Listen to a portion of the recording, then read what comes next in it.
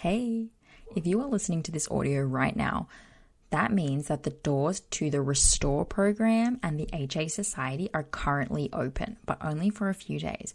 So the Restore program this is the first time we've ever run it. Ashley and I have taken everything that we've learned from the past few years, working with lots and lots of women to get their periods back, optimize their cycles, get pregnant, taking everything we've learned from that, put our heads together and made our dream 10-week program. Like if we were going to take women from point A to point B, which is no period to having a period, how would we work them through a step-by-step program?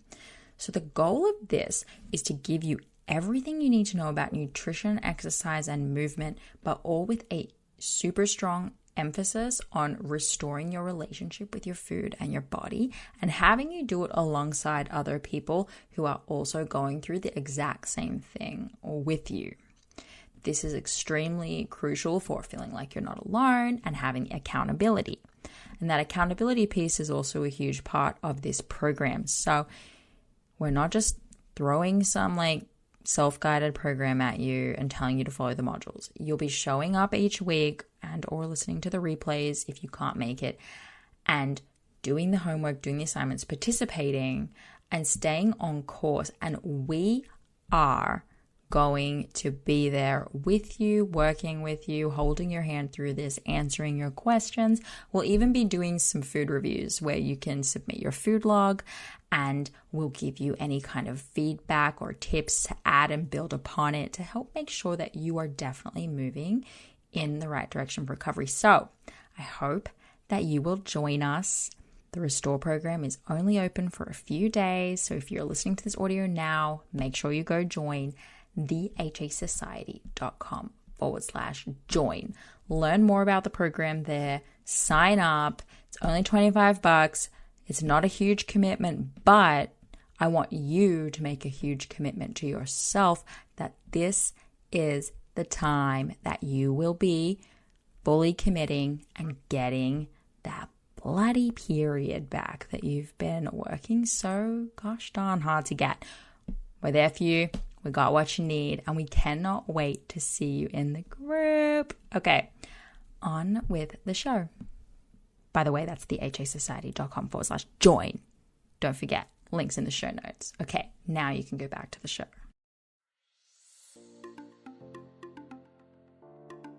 Welcome to the Hypothalamic Amenorrhea podcast.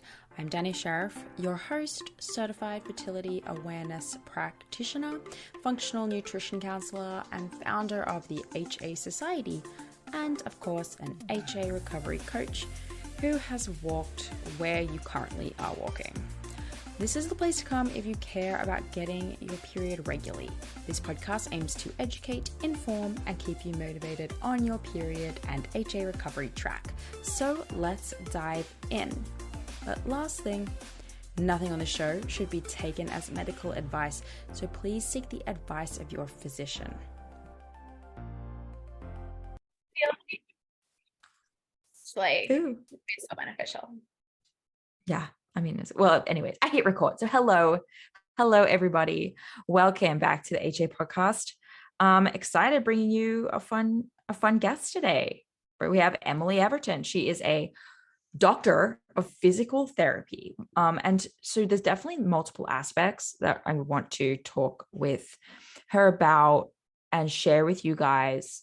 But of course, like any good guest, she has her own sort of story and journey with HA, just like you as a listener does. But she's also a practitioner in her very own right. And she's still learning and growing and studying to do that. So I just think now is a really great time to bring her on and share all of that. So hello, Emily. Hi, Danny. I'm so excited to be here. Thank you for having me. Yeah, thanks for coming on. So like I just said, there's a ton of things I want to get to, and I want to learn about sort of what you see in your future or the future of HA, like where you sort of want to take it with the work that you do as a PT, and sort of as you work to get closer to becoming an HA coach. I know you're currently in the Holistic HA Practitioner Certification, learning all you can as you sort of are on the tail end of your own journey. So I thought it would be really fitting for us to just start first by kind of hearing your story and getting you to sort of tell us who you are and what kind of brought you into this sphere. Yeah, absolutely. I will try to make this as concise as possible. Everyone, most people can relate. It dates back pretty long ago, but I really love recounting my story too, because it ultimately got me to where I'm at today, and it's really steered me along this path of my, life and my profession that I'm just so passionate about. So, my story kind of goes back to when I was a really little girl. From for as long as I can remember, there was always this attention brought to my weight, my appearance, from really as long as I can remember. I would have to go to my pediatrician every like 5 to 6 months instead of every year because I was just smaller bodied. And then I was also a dancer and a competitive dancer and transitioned into competitive cheerleading at a younger age too. And I was higher. Yes. So okay, yeah. I see where this is going. Yes. I was the one that they would throw up in the air. And there's different positions in cheerleading, but yeah, I was a flyer. And as you can imagine, there's a lot of pressure to be, whether that's pressure from coaches or your races, or really just for me, it was a lot of pressure I put on myself to be the smallest version of myself so that I could go effortlessly in the air. And I was also a tumbler, so like flip my body around, and the lighter you are, the more like agile you are typically, or at the time I thought the more talented I was going to be.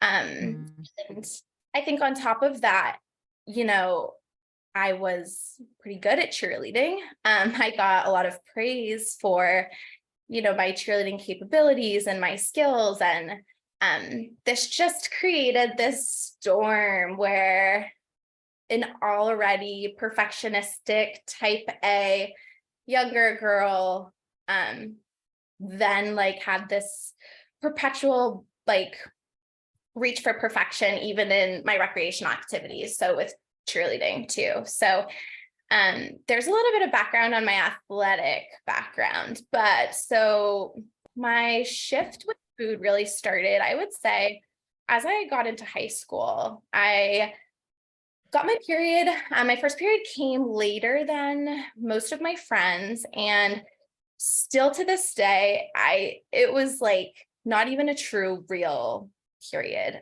There's kind of like questionable of like primary amenorrhea, but nonetheless, I never got any bleeding after that. So I went to my pediatrician and I was put on birth control. And while on birth control, I gained about like 15 pounds or so after starting birth control. And whether or not that was a side effect of birth control or if it was just, natural going through puberty, because I was kind of at that age where it would have been occurring anyways, seeing my body change pretty drastically, like breast development that I never had before, that weight gain kind of all over, my cheerleading outfit wasn't fitting like it used to. I was still having to be thrown in the air, but I had this like really massive, to me at the time, massive weight gain at, an otherwise really reasonable time to be having body changes. And that really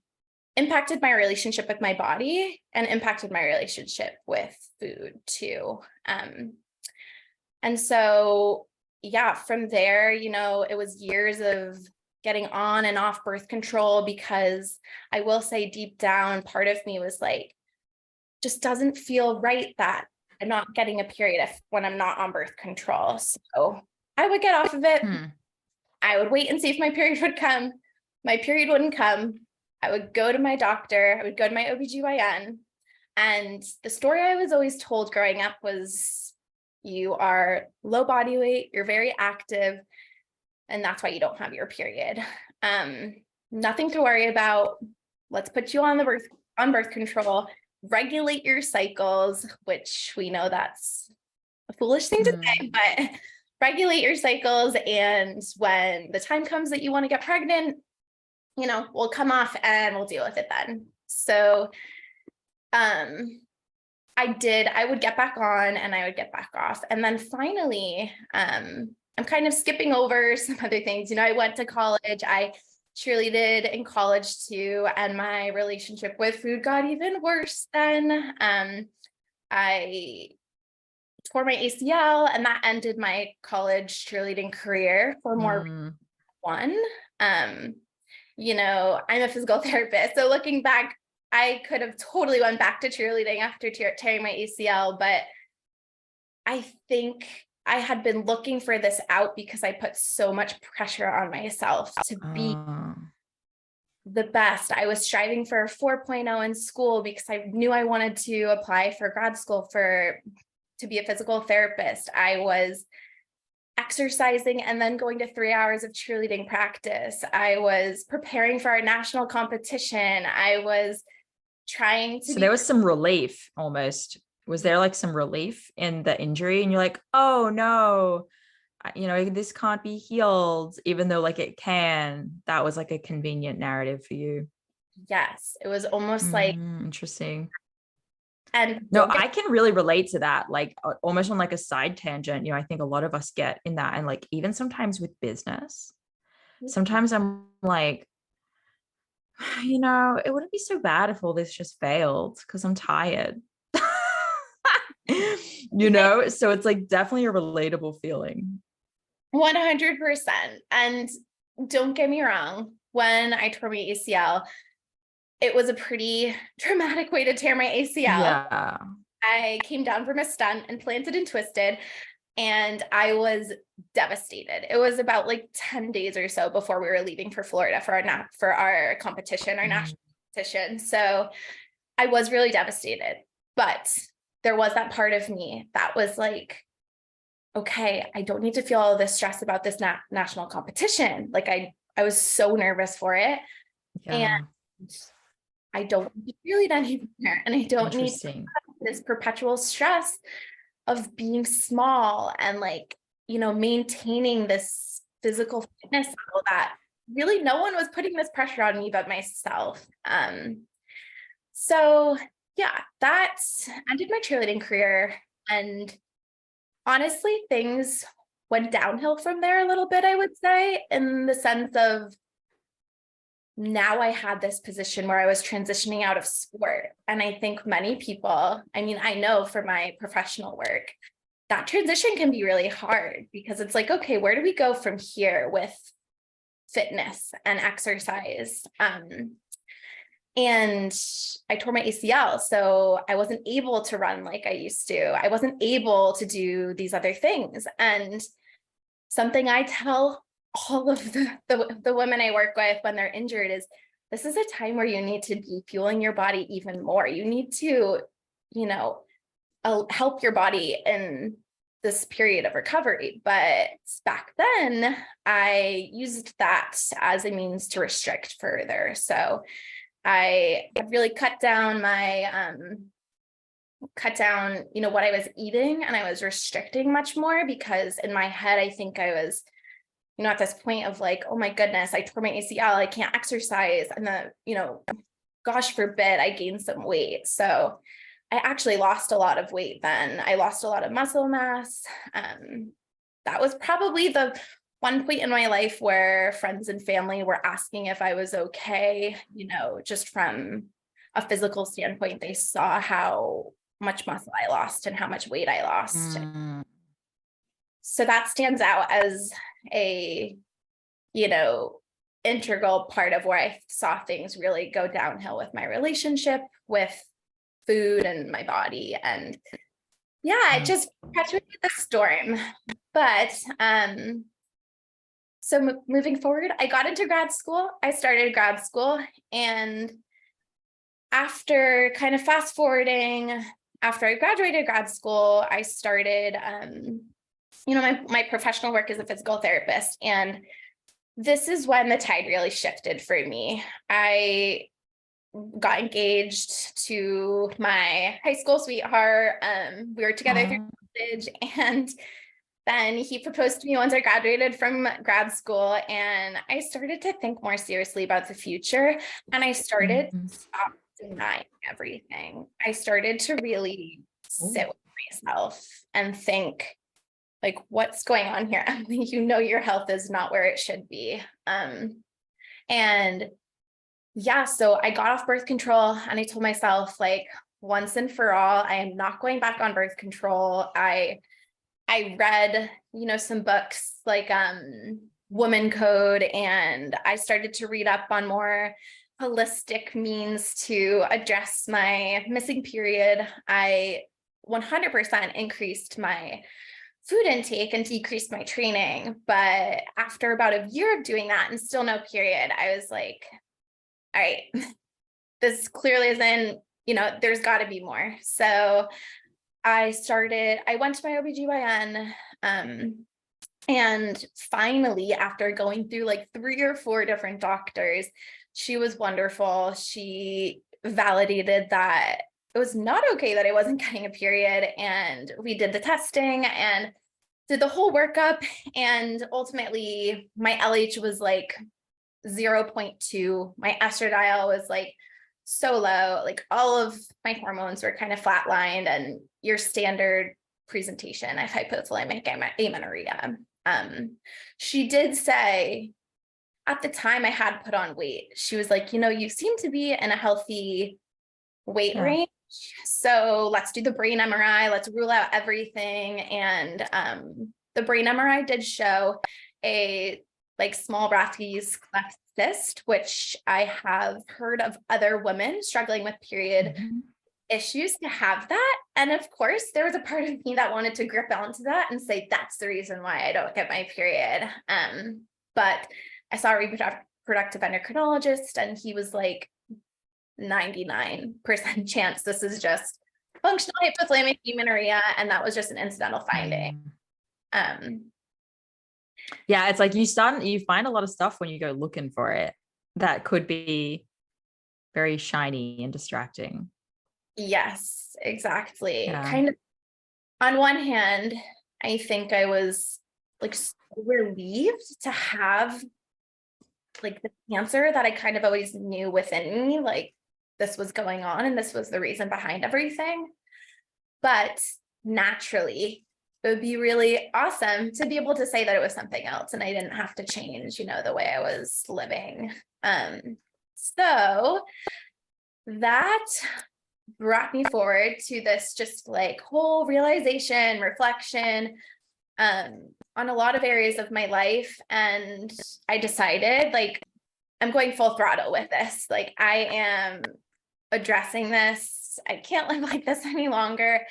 I was so stressed. You know, I went through phases before that of like intermittent fasting, and like I'd wake up at 4:30 or 5 a.m. to work out before my work day. And I was just done living like that. And my body was giving me all the signs that it was like, Emily, you need to stop. You need to just listen. So, yeah, I honestly, going back to that permission, like we were talking about with cheerleading when I injured myself, when I finally got the diagnosis of hypothalamic amenorrhea, it was like this permission to finally release like the chokehold of everything, to just give in and to have, it sounds silly, like to say it now, but permission and to stop exercising and to just let my body relax. So although it was a very scary thing to go into, it was also this very freeing experience at the same time. Yeah. Liberation. Yeah. So from there, I did consult with a nutritionist at the time, Erin Kenny. She's wonderful. I had read the book No Period, Now What? I had met with Nicola Sykes now. And I just tried to go really full throttle into everything. And it took me 18 months before my first cycle came. I did do the Provera challenge and took the progesterone, and I did have a withdrawal bleed. That was a little bit further into after I started period recovery. And 18 months after, consistent efforts. And may I add, I got married during this time. So Yeah. stress was quite high.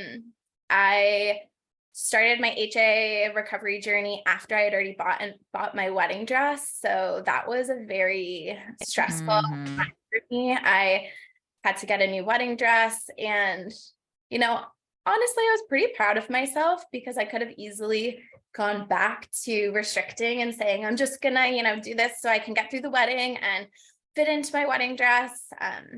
But I knew that deep down, I needed to do this for my health, and that restoring ovulation, restoring my period was so much more important to me. So I got a new wedding dress.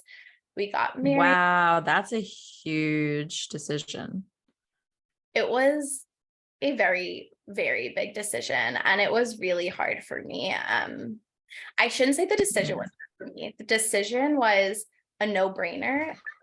The reality of it was hard. As easy as that sounds, because, I'm sure many women kind of struggle with that and want to wait till after they get married. But yeah, that's why I wanted to pause on it. You're definitely not the first person, because we'll get a lot of people who, sure, it's just a timing thing, or I know I want to get pregnant right after we get married. So it becomes this priority in the lead up to a wedding.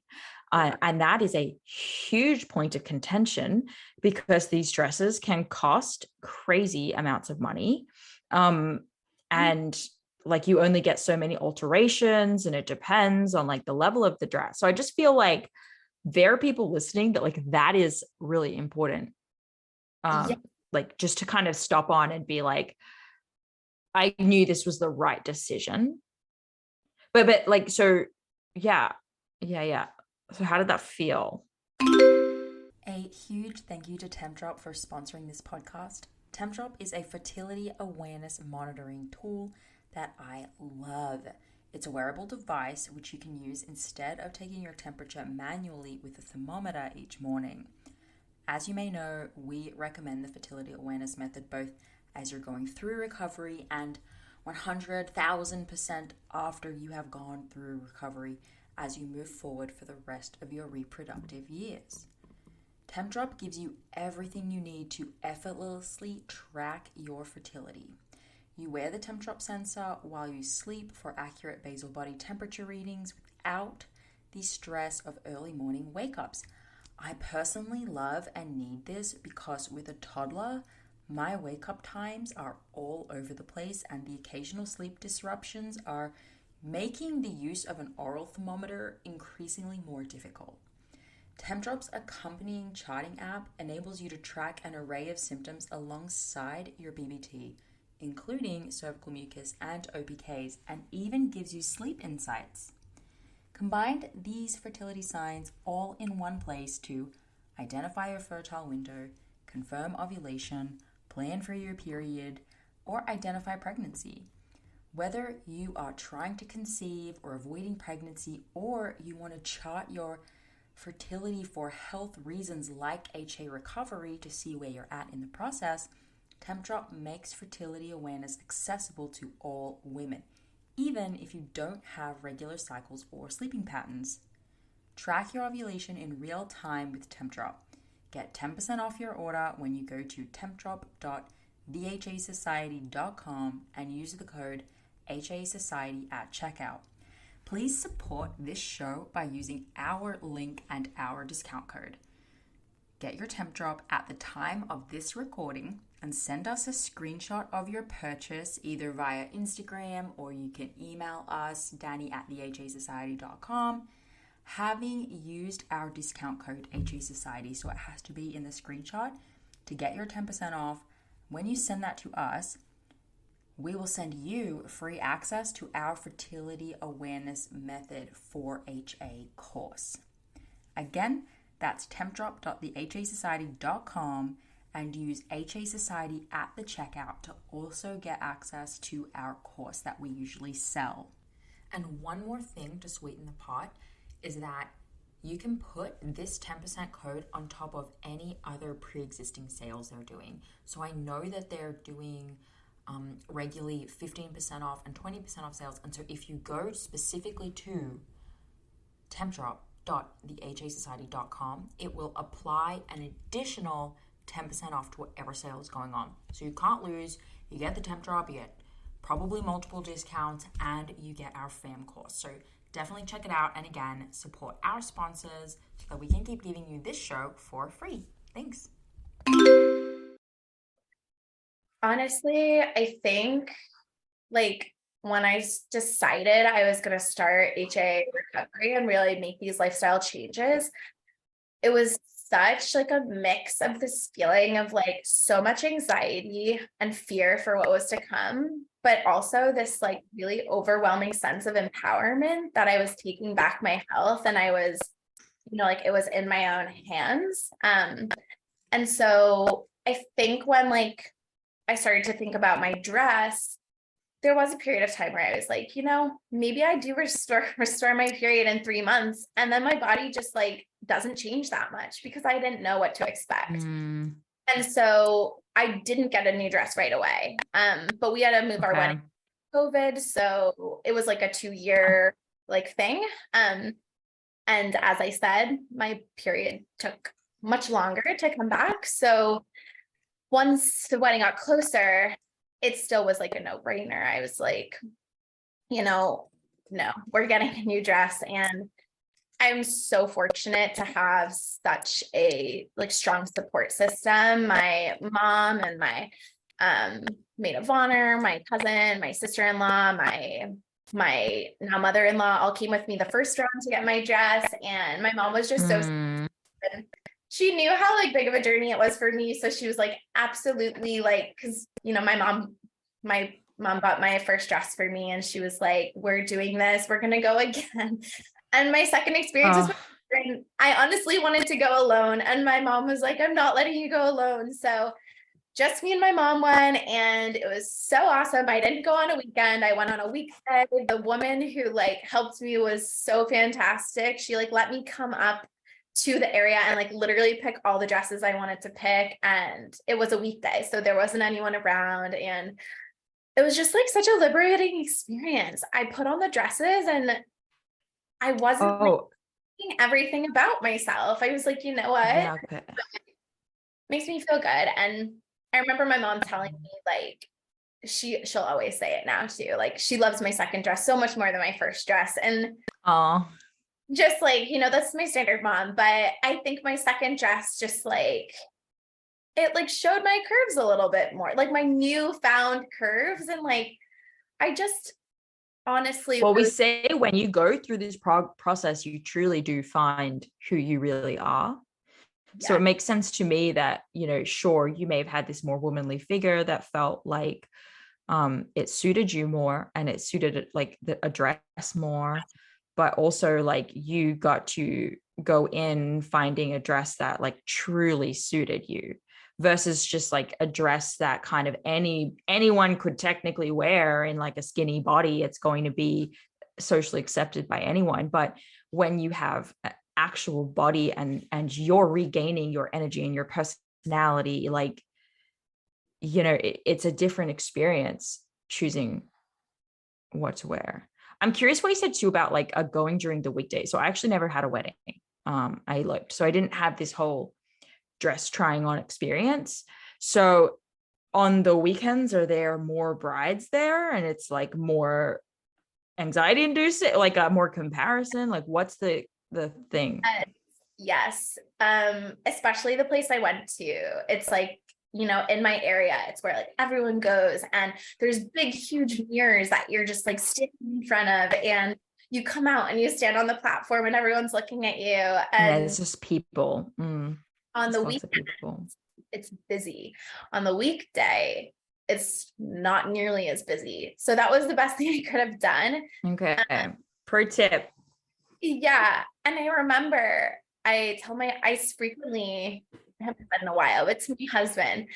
I remember exactly the night before I went for my first dress fitting, I said to him, we made dinner together. We had some wine. We were sitting outside. It was a beautiful night. And I remember saying to him, I don't want to feel like this. I feel so like,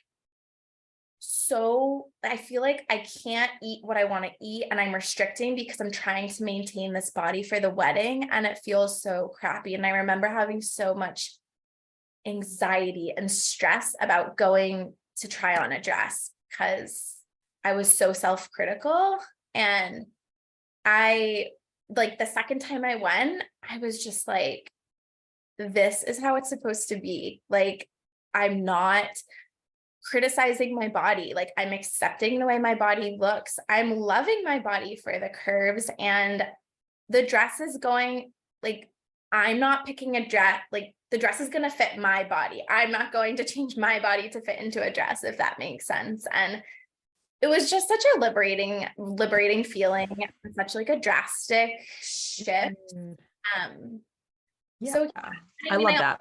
my husband is like the most supportive person ever. Like, I could just start tearing up talking about him now, but just through this whole journey, like, especially with our wedding, he, like, without fail was like the most support, like the biggest support system ever. So I just, like, when I looked at myself in that second dress, I was like, Eric is gonna love this. My husband's name is Eric. So it was just such an awesome experience. But I feel like I kind of started there talking about the wedding. But well, I sidetracked you, so that's my fault. But yeah, I just thought, sometimes things like stick out to me that I think are more important and impactful to sit on and just pause. I'd be like, hey, that's huge decision making.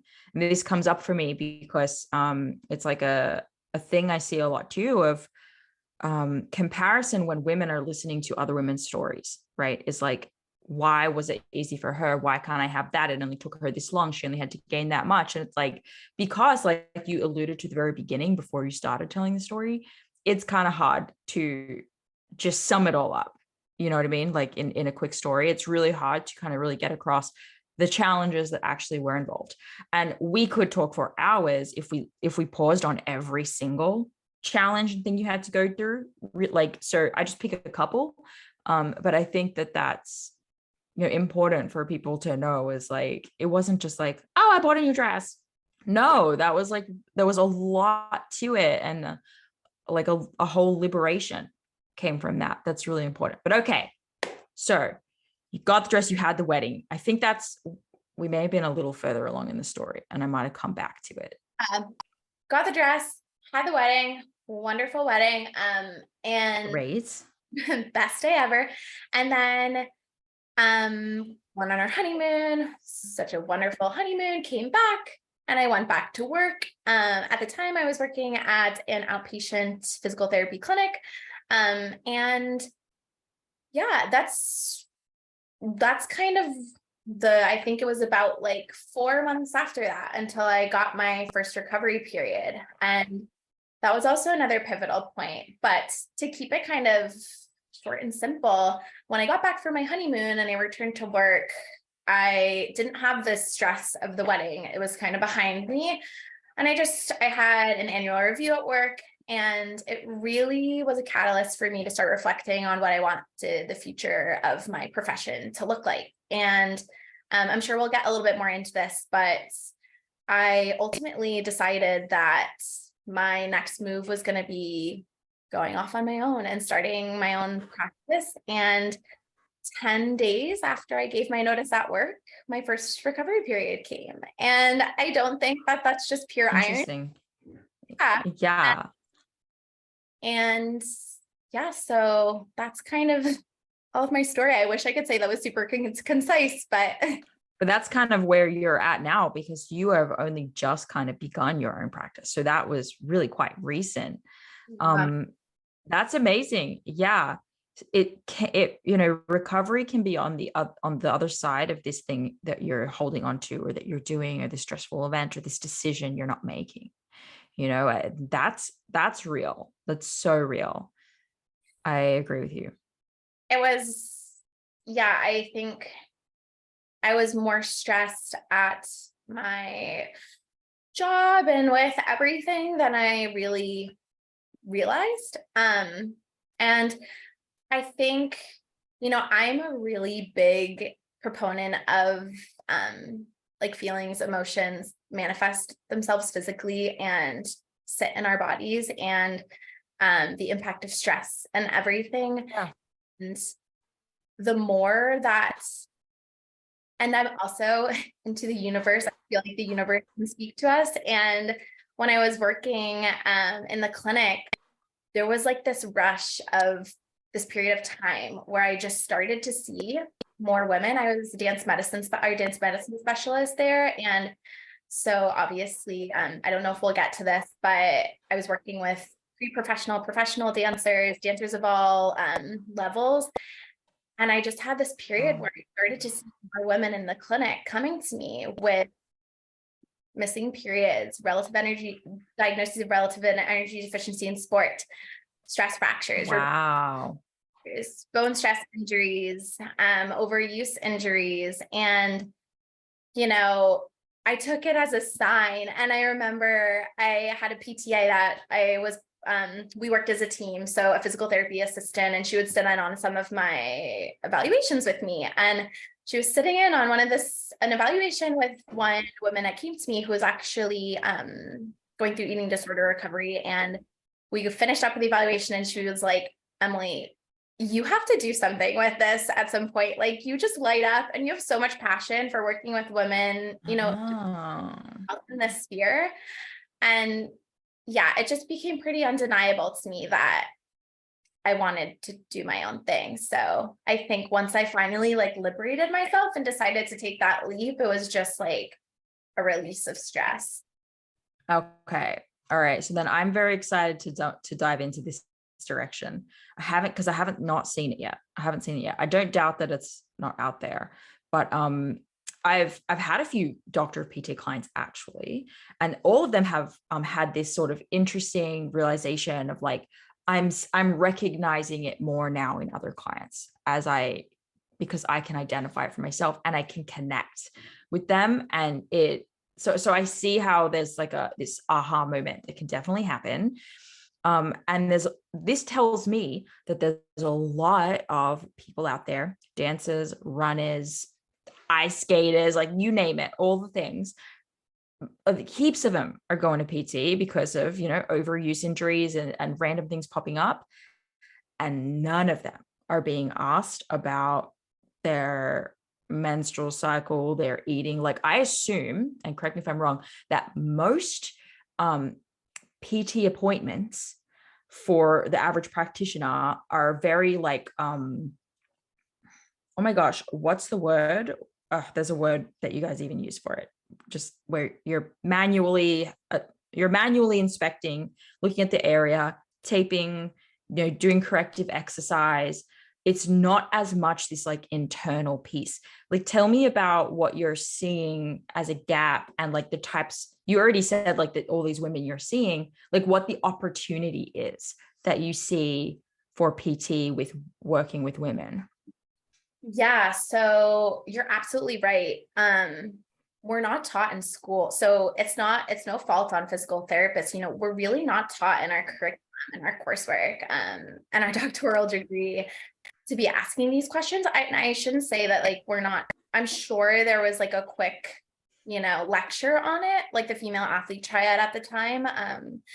But yeah, like we need to be asking women these questions, because in physical therapy, we are spending so much time with people, like much more than they're seeing, their doctor or other healthcare providers. So we just have the ability, especially PTs in the outpatient setting, to foster this relationship with.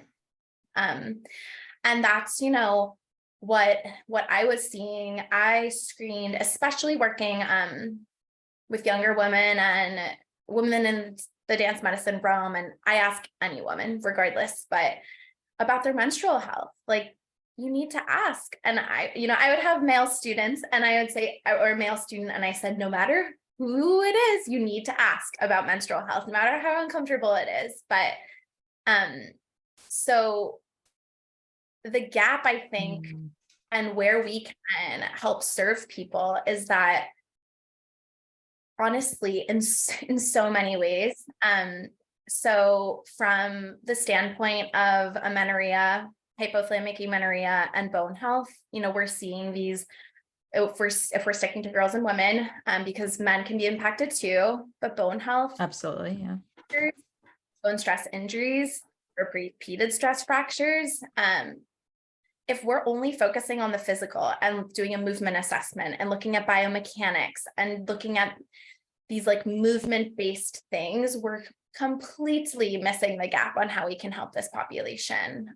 We need to be asking questions about their diet, their nutrition, their stress, because that's how women fall through the cracks. And like, I think back to my own story, and I went to PT when I tore my ACL, and if only I had, my PT or someone say, hey, you don't menstruate on your own. Like, you have no period. You've lost a lot of weight. Let's look into this. Perhaps I would have started on my journey sooner. So yeah, because at a certain point, right, if someone's getting stress fractures, there's no corrective exercise that's going to start like actually making an impact. It has to start being a root cause issue. Exactly. And that's what it is. It's root cause. So don't get me wrong. Perhaps there are, even with when we're thinking stress fracture, even if, diet, nutrition, all that stuff looks okay, there's usually an overuse component. You pushed your body a little further than, those bones had the capacity to handle. So like training, I'm sure that like 9 times out of 10, the clients you're seeing, it was an overuse injury, not just some random acute accident that happened. Yes. Yeah. Usually something underlying that too. I am very fortunate. I was very fortunate at my last job to have Boston Children's Hospital and the female athlete program so close by, because they do a wonderful job of screening women, and they are so like holistic in their approach and making sure these women are screened. So collaborating with some of the providers is really awesome. But yeah, so I would say the bone stress injuries, stress fractures are, we know bone health is a glaring issue in this population. Outside of that, I am now doing pelvic health, physical therapy. So, which is something I wish I did so much longer, but it has been absolutely eye-opening to make connections here too. So I know, Danny, you've gone through HA as well. I don't know if you experienced this, but I would pee like 1 or 2 times every single hour. Zero libido, like vaginal dryness, like all of these things that we see with hypoestrogenism or low estrogen. And there's other factors with that too, but it does impact the pelvic floor. And especially when we start looking at women who may be struggling from an actual diagnosed eating disorder, that's, there's even more layers to that too, and how that can impact the pelvic floor. Yeah. And I feel like in the sports community, eating disorders, or like, it's generalizing, but disordered eating is very easily hidden. This is like one of the things where, oh, I'm a runner and that's why I do this. Like, of course I control my weight. I'm a flyer and I need to be light. And so these like behaviors get pushed under the rug, or even just like, oh yeah, okay, cool. Well, so like, let's work around that, or like, let's ignore that. And so there's a total lack of awareness in almost every sport around, this topic of like hormonal health. And so we're coming in to these appointments completely oblivious to the fact that there is actually, this internal issue where like a part of our problems are not that you're moving incorrectly overuse, but that you're just doing it too damn much with not enough food. And being in your position is a great position to say something and help people. Absolutely. And I think that so many athletes and non-athletes are impacted by relative energy deficiency in sport. And I mean, yes, a day-to-day relative energy deficiency or low energy availability. And, there's research to support that even just like 6 days living in a low energy availability state, we start to see, changes to bone health markers. So that, and Dr. Nikki K, she's fantastic. And she, with her, expertise with dancers as well. So I followed a lot of her work.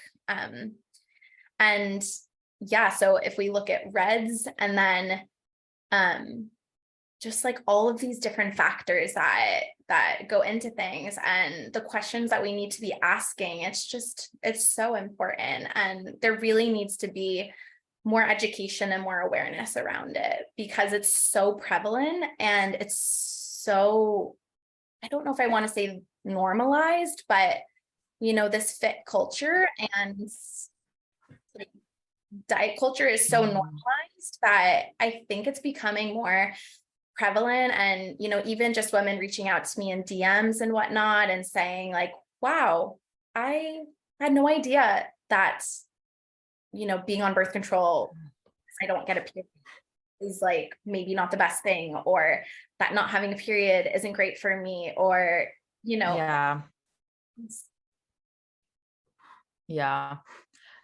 definitely like a frontline, just bringing awareness to the issue, before even anything else.